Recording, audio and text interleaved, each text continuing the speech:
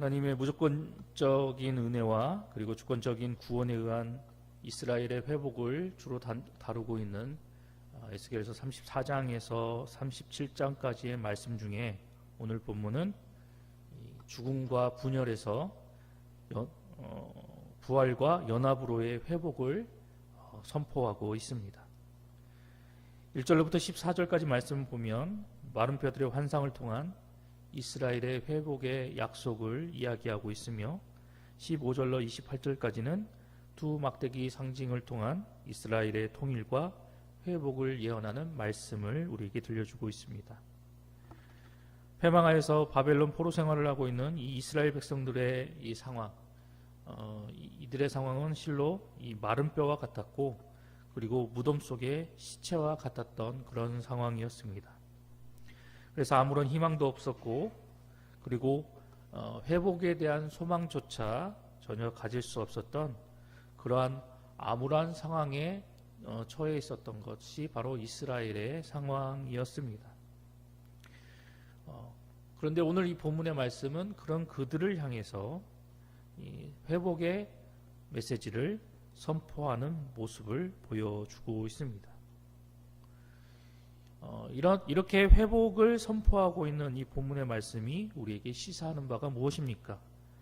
그것은 아무리 우리의 현실이 절망적이다 할지라도 그럼에도 불구하고 우리는 하나님으로 인해서 다시 일어설 수 있음을 우리에게 선포하고 있습니다. 3절 말씀에서 선지자는 하나님의 인도하심으로 마른 뼈 골짜기에 이르러서 그곳에서 펼쳐지게 되는 그 모든 환경을 목도하게 됩니다. 그 모습을 본 선지자에게 하나님께서는 이 뼈들이 능히 살아날 수 있겠느냐라고 질문을 하십니다. 우리가 본문을 살펴본 바와 같이 이러한 하나님의 질문에 선지자는 주 여호와여 주께서 아시나이다 라고 답변을 하게 됩니다. 오늘 이 본문의 말씀 이전까지 이 에스겔 선지자는 하나님 앞에 범죄함으로 인해서 파멸의 위기에 처한 자신의 동족 이스라엘 공동체를 향해서 끊임없이 너희들이 그 범죄함으로 인해서 패망하게 될 것이다. 너희들이 그 죄악으로 인해서 심판을 받게 될 것이다 라고 예언을 해왔습니다.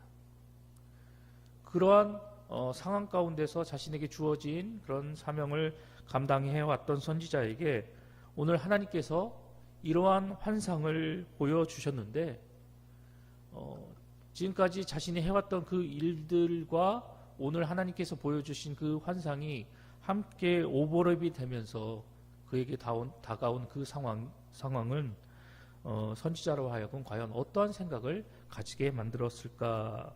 이것에 대해서 우리는 궁금증을 가져볼 수 있습니다. 선지자가 계속해서 하나님 앞에 범죄함으로 인해서 그것을 통해서 심판을 받게 될 것이다라는 그런 하나님의 말씀을 대언해 왔고, 그리고 오늘 이 골짜기에 인도함을 받아서 그곳에 펼쳐져 있는 수많은 마른 뼈들의 모습을 보게 되었을 때 아마도 선지자는 그러한 광경을 통해서 자신의 동족이 처하게 될 비참한 운명에 대해서 떠올리게 됐을지도 모릅니다. 암담한 자신의 동족에 대한 그런 비참한 운명과 미래에 대해서 생각하고 있을 때 그런 선지자를 향해서 하나님께서는 이 뼈들이 능히 살 수 있겠느냐라고 질문을 하십니다. 이러한 하나님의 질문에 선지자는 이것이 바로 하나님께서 자신과 자신의 동족을 향해 주신 마지막 희망과 소망이다라고 생각했을지도 모릅니다. 현실적으로 우리가 생각하고 바라볼 때 마른 뼈가 되살아나는 것이 도저히 현실적으로 가능성이 없어 보이는 것처럼 정말 아무런 희망도 없고 소망도 없는 그런 참담한 이스라엘을 살리시고 회복시킬 수 있는 능력을 지니신 이는 오직 하나님 한 분뿐이시기에 그 하나님께서 이 뼈가 능히 살 수 있겠느냐라고 질문을 하실 때 선지자는 그 하나님 앞에 주 여호와여 주께서 아시나이다라고 답변하며 나갔던 것입니다. 오늘 본문의 말씀을 원어로 살펴보면 이 여호와라는 신명과 이 아도나이라는 신명을 선지자가 계속해서 사용하는 모습을 우리가 살펴보게 됩니다.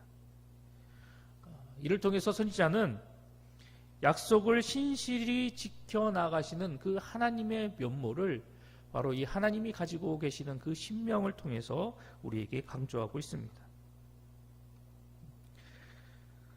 특별히 이 선지자는 계속해서 이 여호와 그리고 이 아도나이라는 이런 표현을 통해서 마른 뼈와 같은 이 이스라엘을 다시 살리시고 회복시키시겠다라는 그 하나님의 약속은 그저 이 참담한 상황에 처한 이스라엘을 그저 위로하시기 위해서 그들에게 던진 그런 빈말이 아니라 하나님께서 하신 그 말씀 그대로 이 마른 뼈와 같은 이스라엘을 다시 살리시고 회복시키시며 그 약속은 반드시 성취되고 이루어질 것이다라는 것을 이 말씀을 보는 이들로 하여금 알게끔 하기 위해서 이와 같은 표현을 통해서 약속을 신실하게 이루시는 그 하나님을 강조하며 나아가고 있는 것입니다.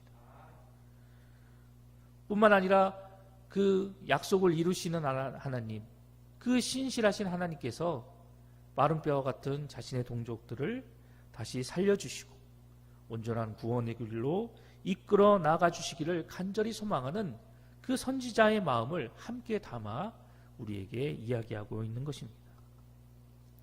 이러한 선지자의 소망은 실로 놀라운 것이고, 그리고 모두가 끝났다고 생각하고 모두가 포기하는 상황 속에서도, 이미 거론조차 할 수 없는 그 절망적인 상황 속에서도 선지자는 이런 하나님을 통해서 자신의 동족의 회복과 자신의 동족이 온전히 하나님 앞에서 구원의 길로 나갈 수 있다라는 그런 소망을 두면서 이것에 대한 믿음을 가지고 하나님 앞에 나아가는 모습을 우리에게 보여주고 있습니다. 만약 선지자가 이러한 절망적인 상황으로 인해서 하나님 안에서 아무런 소망도 그리고 회복도 꿈꾸고 있지 않았다라고 한다면 하나님께서 이 마른 뼈들이 능히 살 수 있겠느냐라고 질문하셨을 때 하나님 그게 말이 되는 소리이십니까? 또는 왜 그것을 저한테 물어보십니까? 라고 대답했을지도 모릅니다. 하지만 선지자는 이러한 절망적인 상황 가운데서도 약속을 성실히 이행하시는 그 하나님을 발견하게 되었습니다. 그래서 그 하나님을 통해서 선지자는 이 절망 속에서도 소망을 꿈꾸게 되었고, 모든 것이 끝난 것처럼 보였던 자기 동족의 그 불확실한 미래의 그 모습 속에서도 하나님은 반드시 회복시키시고 자신의 동족을 구원의 길로 이끌어 주실 것이다라는 그 소망을 하나님 안에서 꿈꾸게 되었던 것입니다. 이러한 본문이 우리에게 주는 교훈은 아무리 우리의 상황이, 우리의 현실이 비관적이고 절망적이다 하더라도 하나님 안에서 소망을 품고 그것을 결코 포기해서는 안 된다라는 사실을 우리에게 교훈하고 있습니다. 백세의 아들을 얻은 아브라함의 모습을 기억하시기 바랍니다. 또 사망의 음침한 골짜기를 다닐지라도 해를 두려워하지 않는다라고 믿음으로 고백하며 하나님과의 신실하신 동행과 그 인도하심을 노래하고 있는 다윗의 모습을 떠올려 보시기 바랍니다.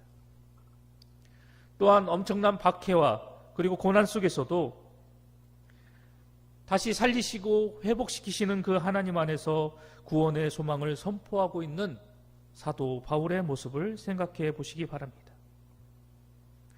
오늘 이 본문의 말씀을 우리에게 선포하고 있는 이 에스겔 선지자와 앞서 말씀드렸던 그 신앙의 선배들의 모습, 그들의 모습이 공통적으로 우리에게 보여주고 있는 것은 절망적인 상황, 그리고 절망의 나락에 떨어진 그런 상황 속에서도 모든 것을 포기하고 아무런 희망조차 가질 수 없는 그런 상황 속에서도 이러한 신앙의 선배들은 하나님 안에서 소망을 잃지 않았다라는 사실입니다. 그렇다면 이 신앙의 선배들이 이렇게 우리에게 놀라운 신앙의 면모를 보여줄 수 있었던 근거가 과연 무엇입니까?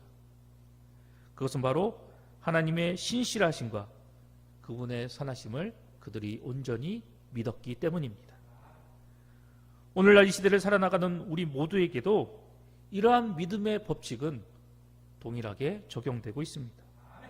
아무리 우리의 삶 가운데 어렵고 큰 고난과 위기가 찾아온다 할지라도, 세상 모든 사람들이 다 포기하는 그런 상황 가운데 우리가 동일하게 처한다 할지라도, 우리가 그 가운데서 하나님을 기억하고 그분의 이름을 우리가 온전히 부르며 나아갈 수만 있다면 우리는 그 하나님으로 인해서 모든 고난과 그리고 역경을 헤쳐나갈 수 있게 될 것입니다.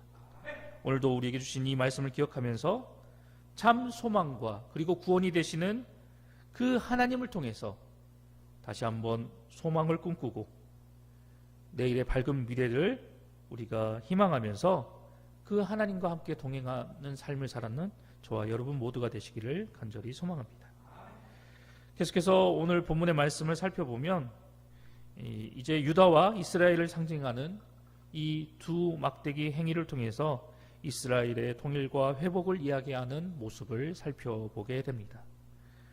그 중에 26절로 28절의 말씀을 살펴보면 내 성소를 그 가운데 세워서 영원히 이르게 하리니 또 내 처소가 그들 가운데 있을 것이며 그리고 내 성소가 영원토록 그들 가운데 있으리니 라는 이러한 표현의 말씀을 우리가 살펴보게 됩니다. 하나님께서는 이 말씀을 통해서 당신의 성소를 이제 회복된 이스라엘 공동체 안에 두실 것을 이 3번씩이나 거듭해서 말씀하는 모습을 우리에게 보여주고 계십니다. 그런데 여기서 우리가 주목해야 할 것은 하나님의 처소로서 표현되고 있는 이 성소가 이제 이스라엘 가운데 있게 될 것이다 라는 것입니다. 이 하나님의 처소, 이 성소가 이스라엘 가운데 있게 된다라는 이 말씀이 의미하는 바가 무엇입니까? 그것은 이스라엘 가운데 이제 하나님께서 임재하실 것이다라는 상징이며, 이를 통해서 하나님은 자기 백성 이스라엘을 보호하시겠다라는 그러한 의미를 담고 있는 말씀입니다. 출애굽 당시 이 시내 광야에서 성막을 제작한 이후에 성소는 이스라엘 공동체의 중심에 위치하여서 그들의 삶을 인도하는 길잡이 역할을 감당하였습니다. 이후에 가나안에 정착하고 솔로몬 시대에 이르러서 성전이 건축되어지고 난 후로도 성소는 계속해서 이스라엘 백성들의 신앙과 삶의 중심점 역할을 감당하였습니다. 그런데 오늘 이 본문의 말씀 속에서 이러한 기능을 해왔던 이 하나님의 처소 성소가 다시금 이스라엘 가운데 세워지게 될 것이다라고 말씀을 하고 계십니다. 오늘 이 본문의 말씀을 통해서 하나님이 이 성소가 다시금 그들 가운데 회복되어지고 세워질 것이다라고 말씀하신 그 의미가 과연 무엇일까요? 그것은 바로 하나님께서 다시금 이 아무런 소망 없고 절망 가운데 처한 그들의 삶 가운데 함께하여 주실 것이며 그들의 삶의 중심에 임재하시겠다라는 그런 말씀으로 그들에게 이야기를 하고 계신 것입니다. 뿐만 아니라 이제 그들과 함께하여 주심으로 인해서 이스라엘 백성들에게 이 보호와 그들을 온전히 하나님의 구원의 길로 이끌어 나가시겠다라는 그런 은혜를 베풀어 주시겠다라고 말씀하고 계십니다. 더 나아가 이 말씀을 통해서 이제 구원받은 당신의 모든 백성들이 이제 하나님을 모시는 그런 삶의 모습으로 회복되어짐으로 인해서 하나님과의 더 깊은 교제를 누리며 하나님과의 신실한 동행의 삶을 살아나감으로 인해서 하나님의 인도를 받아 살아나가는 그런 은혜를 누리는 복의 주인공으로 회복시켜 주실 것이다라는 그런 의미를 담고 있습니다. 오직 하나님만 섬기며 그분께 예배하고 그리고 하나님을 영화롭게 하는 이러한 삶을 이제 이스라엘이 살아가게 될 것이다 라고 말씀하고 계십니다. 그리고 이 말씀을 접하는 모든 이들에게 하나님만을 온전히 섬기고 그분을 예배하고 하나님을 영화롭게 하는 삶, 이것이 진정 성도들의 삶의 중심이며 이것이 성도들의 인생의 참된 목표가 된다라는 것을 우리에게 교훈하고 있습니다. 하나님은 지금도 당신의 백성들과 교제하기를 원하고 계시며 이로 인해서 자기 백성들이 복된 길을 걸어나가고 그 과정을 통해서 풍성한 은혜의 자리에 우뚝 세워지기를 하나님은 지금도 간절히 소망하고 계십니다.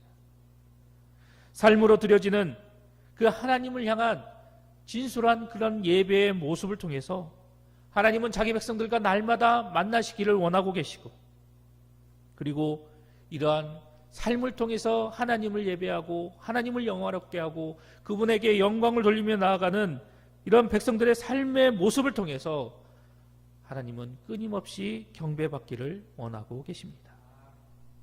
이것이 하나님께서 이스라엘 백성들을 그리고 이 시대를 살아나가는 모든 성도들을 당신의 백성으로 당신의 자녀로 삼아주신 이유인 것입니다. 하나님은 우리가 잘 알고 있는 것처럼 우리 인간을 창조하실 때에 하나님 당신과의 온전한 연합을 이루며 나아가고 이로 인해서 인격적인 교제를 나누며 우리 피조물된 모든 인간이 이제 하나님만을 경외하고 하나님만을 예배하는 삶을 살아나갈 수 있도록 우리 인간을 창조하셨습니다. 하지만 이러한 창조의 목적이 우리 가운데 주어졌음에도 불구하고 우리 인간은 이런 창조의 목적에 반하는 그런 안타까운 모습으로 전락하고 말았습니다. 하나님 앞에 범죄하였고 탐욕적인 모습을 보이게 되었으며 허탄한 생각과 잘못된 행동으로 하나님을 근심케 하는 그런 어리석은 모습을 보이고야 말았습니다. 그런 인류를 바라보시며 그런 우리를 바라보시며 하나님은 오늘 이 본문의 말씀을 우리에게 들려주고 계시고 오늘 본문을 통해서 우리에게 말씀하신 바와 같이 비록 우리가 죄 가운데 넘어지고 죄로 인해서 타락하고 하나님의 창조의 목적에 반하는 그런 삶을 살아나가고 있지만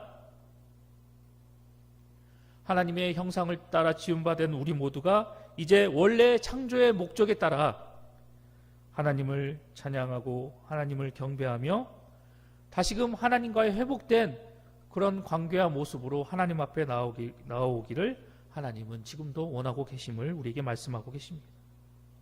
이 원래 창조의 목적을 이루고 제하며 나아가는 그런 삶의 모습이 우리 가운데 나타나기를 원하고 계신다라는 것입니다. 때문에 우리 모두는 이러한 하나님의 뜻을 우리가 온전히 헤아려서 항상 우리의 삶 가운데 우리의 마음의 중심에 우리의 하나님을 모시는 삶을 살아나가야 할 것이고 그리고 날마다 하나님의 인도하심을 받으며 우리의 말과 행동을 통해서 그리고 우리의 삶의 모습을 통해서 살아계신 하나님께 영광을 돌리며 온전히 하나님만을 찬양하고 경배하는 그런 모습을 우리는 나타내 보여야 할 것입니다. 진정 하나님만을 예배하는 삶을 살아나가는 성도, 그 모습이 바로 우리의 모습이 되어야 할 것이고 그러한 삶을 살아나가는 사람이 바로 저와 여러분 모두가 되어야 할 것입니다. 오늘도 우리에게 주신 이런 말씀을 기억하면서 이제는 더 이상 우리의 입술로만이 아닌 이제 우리의 삶의 모습으로 하나님의 기쁨과 자랑이 되는 여러분 모두가 되시기를 간절히 소망합니다.